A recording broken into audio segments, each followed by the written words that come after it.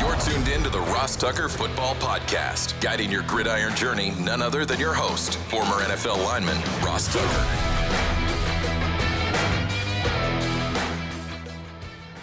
Oh, yeah, it is. But it's not just any Ross Tucker Football Podcast. It is a Saturday sit-down presented by DraftKings. Actually, some interesting news to get to after we have a very important interview to start. I know you guys are going to enjoy this one. I think a lot of you have been asking for this one. The Big Show. So today's Saturday sit-down is with a guy that actually has been on the show a bunch of times over the years. In fact, he's a weekly now on the second episode of the Even Money podcast that we've been putting out every Thursday. He's Dr. David Chao, former longtime team orthopedic surgeon for the San Diego Chargers. You can follow him like I do on social media at Pro Football Doc. You can check out his website, sportsinjurycentral.com, sixscore.com for short. It's been extremely valuable to have a better idea of where guys are at from an injury and health standpoint. Certainly, I know a lot of people have used it to their benefit for both gambling purposes, fantasy football. They have a really, really impressive proven track record that people can check out. Sixscore.com. That's SICscore.com. But that's not really actually why I wanted to have a sit down with Dr. Chao. You know, it's interesting because I'm not exactly sure why, but having Dr. Chao on the Even Money podcast every week has, I don't even know what the right word is, but has brought some new attention to the fact that Dr. Chao comes on our shows. And in particular, Ryan Leaf, the former NFL quarterback, has been really, really outspoken about Dr. Chao being on these shows. And that's actually had some people reply and talk about some things that have been in the news as it relates to Dr. Chao previously that we've never really addressed, right? Like I've seen some people replying, can't believe Ross Tucker gives him that platform. Can't believe Ross Tucker has him on the show. So you know what? Let's talk about it. Let's talk about all of it. Let's dive into it. That's how I address things in life. Let's go right into it.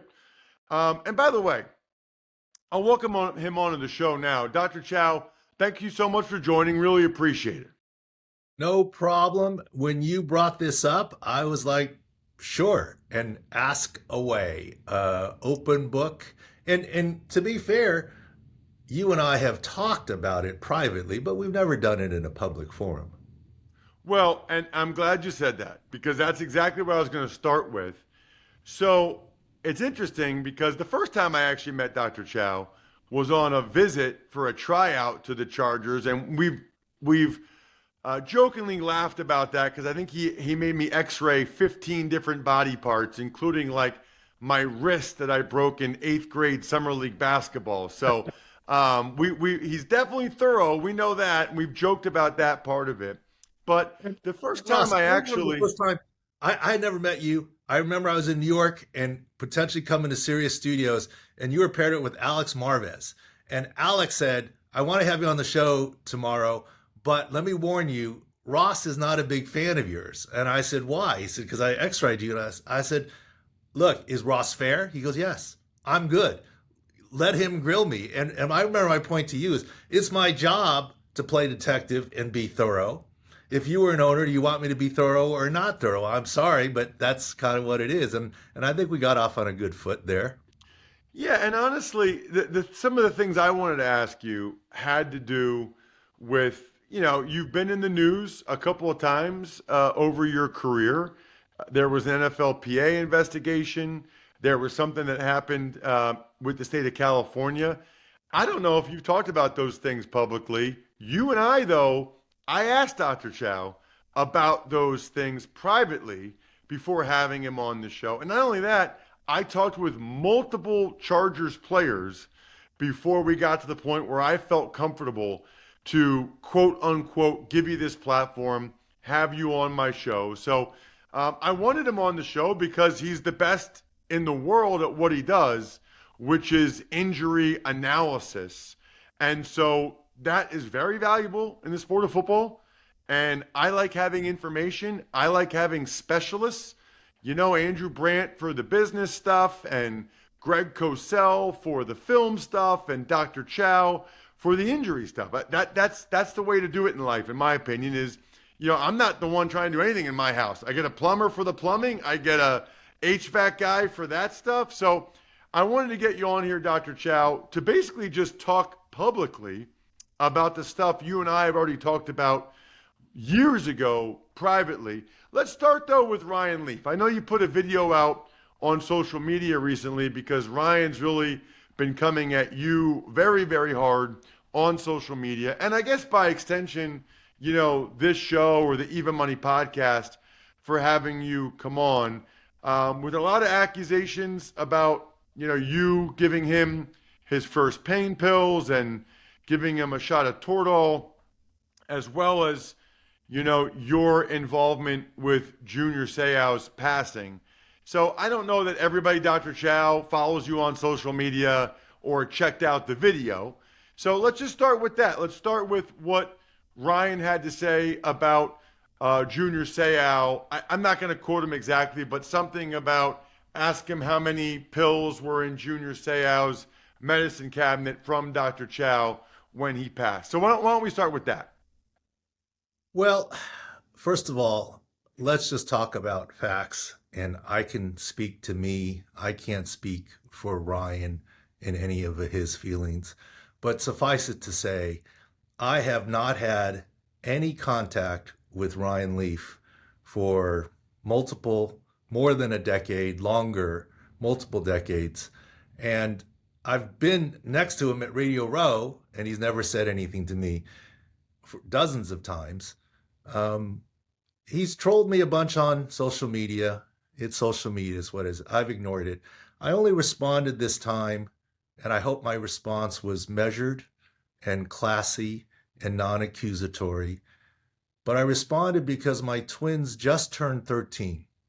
And they have, at middle school, asked me about, they're not really on social media, but their friends have said, oh, your dad's this, that, the other. I see it on YouTube. I see him on McAfee. I see it, this, that, the other. And I feel like if I don't answer some of the things, it goes unopposed. And we'll get to that in a second, to the past history about what happened when I didn't answer things. And I felt it was time to answer. And quite honestly, it's especially hurtful related to Junior Seau, in the fact that there's a lot of days I still think about Junior. He was one of my best friends. Look, he married my wife and I in the months before he passed away. My son, Davis, was born after he passed away. And his middle name is, I'm David. He's Davis Jr., not because he's a junior to me, but for Junior Seau. Look, the family had me as a pallbearer for Junior's funeral. So it touches deep. I would never do anything to harm anyone. And the accusations are just baseless regarding that. And then as far as pain pills, I actually cannot speak to specifically what I did with Ryan because he has not waived HIPAA, so I won't do that. But it is a public record that he's had surgery and shoulder surgery by me. That's public record, so I can speak of that. And I can speak to, in general, in my practice today, including surgery this morning, I do routinely offer limited pain pills to patients that have surgery in case they have pain. And that was, 25 years ago related to anything there. So it is what it is. And, there you have my overall response, simplistic without getting into details related to Ryan.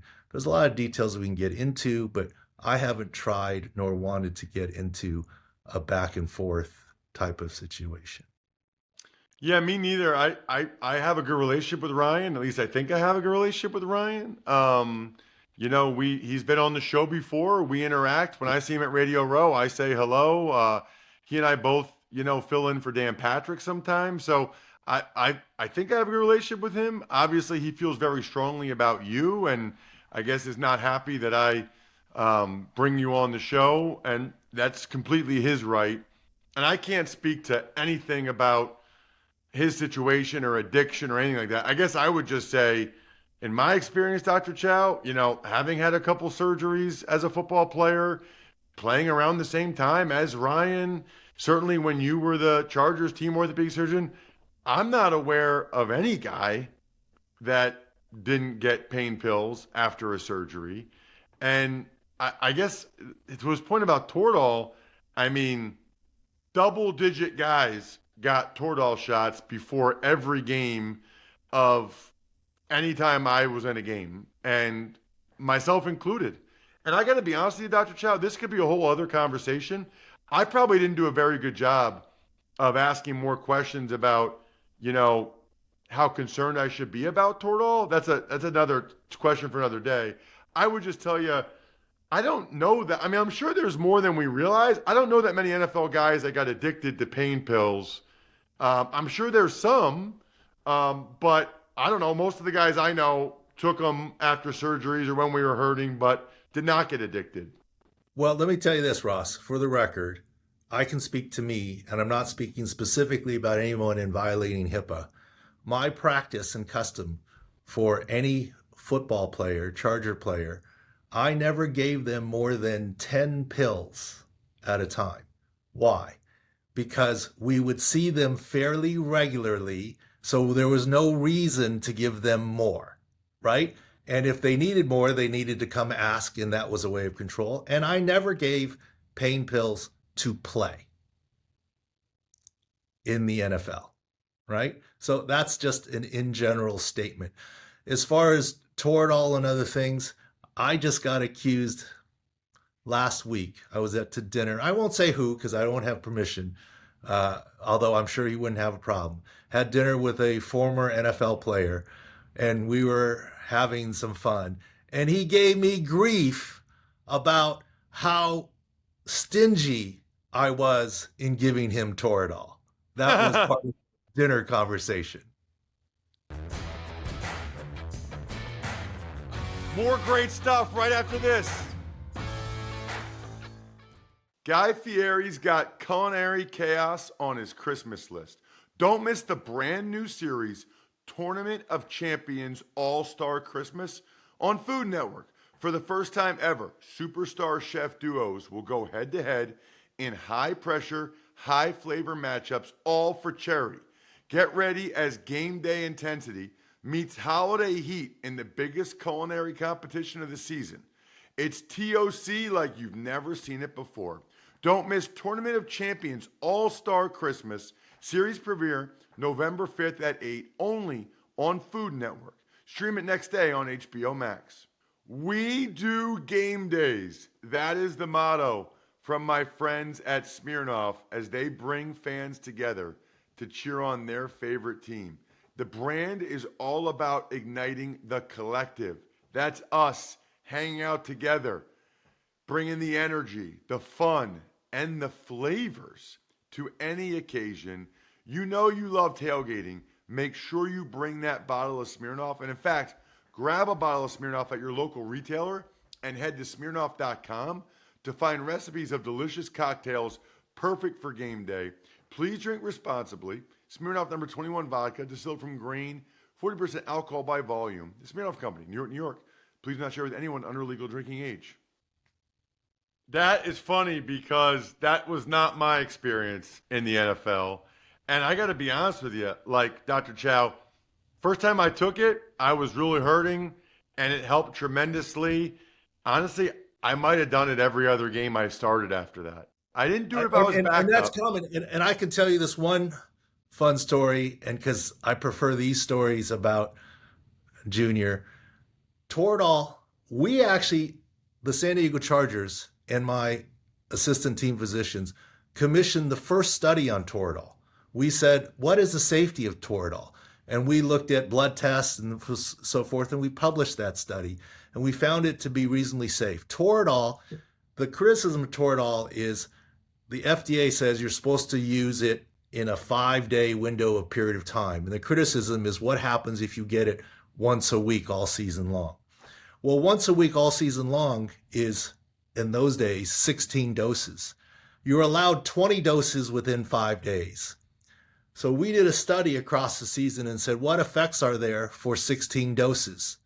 And 16 doses across 4 months is certainly better than 20 doses across 5 days. And our lab tests all were normal, and that's why we were comfortable. And it was league-wide. We weren't the only ones doing it. But the funny story is, we did say, look, while it was reasonable, it's a strong anti-inflammatory, it's not a narcotic, we didn't want people on Toradol all of the time. Junior Seau was an early adopter of Toradol, and obviously he's a leader in the locker room. And let me just tell you this funny story. I said, Junior, yeah, we think it's safe and we can do this, but let's not try and tell the whole team, let's, we don't want the entire team coming in here, and as you know, the average around the league is about 20 players a week would get it. So Junior, with his best sense of humor, the next week would go across the locker room and say, Doc, vitamin T, it's time for my Toradol, vitamin T. And I'd go in and get it. And I'd look at him and say, what are you trying to do? Increase the popularity? And he would just chuckle. That's funny. All right, let's dive into a couple other things that are cited when people talk about you. You stepped down as the Chargers team doctor in 2013.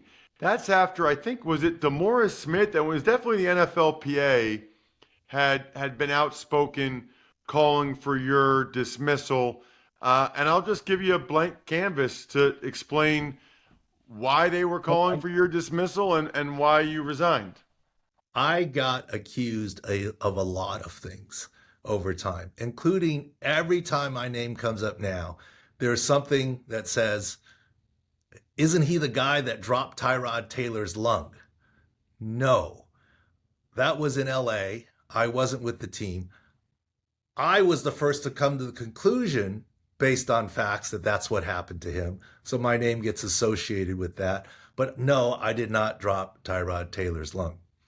There is no question the NFL had an Article 50 investigation, and there is no question, and the way the Article 50 investigation works, you can look it up, is the NFLPA appoints one person, the NFL appoints a doctor, and they appoint jointly a third doctor.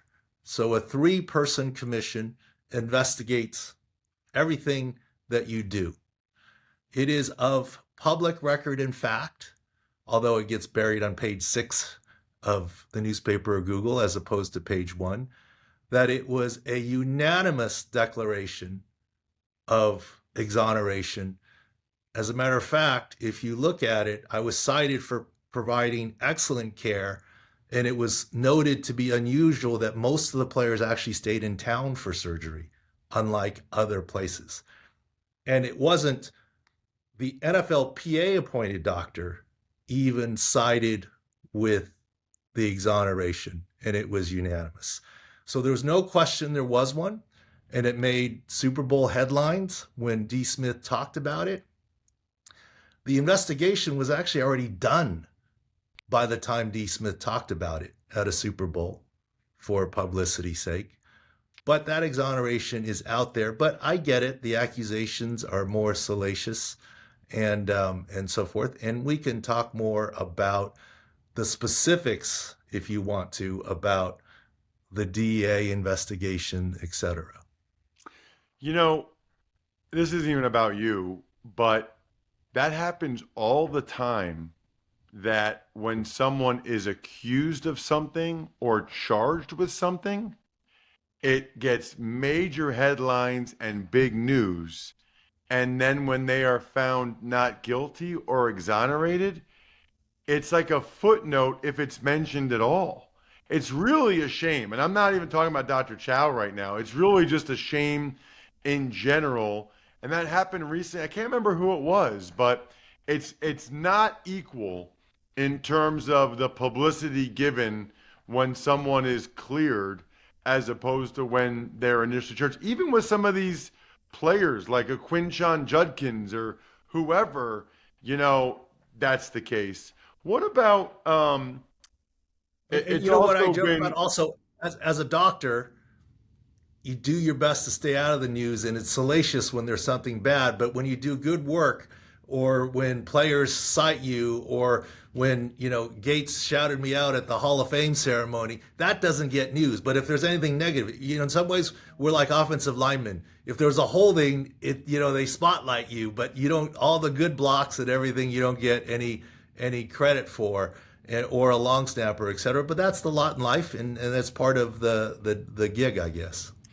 thought that was very telling that Gates mentioned you during his Hall of Fame speech, and that sort of was representative of some of the guys I talked to that were with you in San Diego and would really speak well on your behalf, which that's all I cared about. To be honest with you, like one offensive lineman, and I won't say their names, but when they said, no, he's a good guy, man, and gave me examples, that's what went a long way with me. What about the 5-year probation in 2014 from the California Medical Board? A, is that true? And B, why were you placed, if it is true, on probation? It is true, and I accepted the probation because I needed to be accountable personally for what I had or hadn't done. And essentially, it is law in California that every time there's a patient encounter, you're supposed to chart it. And every time there's a prescription, you're supposed to chart it. I got accused of not charting every time because there were a lot of things that I did off my phone. Hey, call this in, do this, take care of this. And I wouldn't remember to necessarily enter it into the office chart on Monday, especially when it happened on the weekend. And so technically, the California Medical Board was correct that there were incidences that I didn't chart. And I would say that doesn't make this right. The bottom line is if the speed limit's 65 and you get a ticket for going 70, it's not a defense to say everyone else was going 70 too. I do think every other doctor was doing similar things, but it remained factual that I didn't document every encounter I had because I would forget by Monday. And I could have fought it. I think my attorney said I could win, but A, it would cost money, and B, my attorney basically said to me, if you accept probation, you just have to be sure that you're not doing anything wrong because you could lose your license if you do something else wrong. And I looked at myself in the mirror and I said, personal accountability is okay. I didn't chart on those occasions. I could fight it and on technicalities win, but it doesn't affect my ability to do surgery or practice medicine. Accepting probation holds me accountable, and I can put this chapter of my life behind me, and I have, without it affecting my practice or ability to practice medicine. So it was the pragmatic choice, but also an honest choice, I think, to say, yeah, it didn't, it's not an excuse to say, well, it was Saturday at 4:00 and I didn't remember how to put it into the chart on Monday. Nowadays, we have electronic medical records. We didn't back then. I had to physically go back and remember to enter it, and I didn't. So that's kind of what that story was about.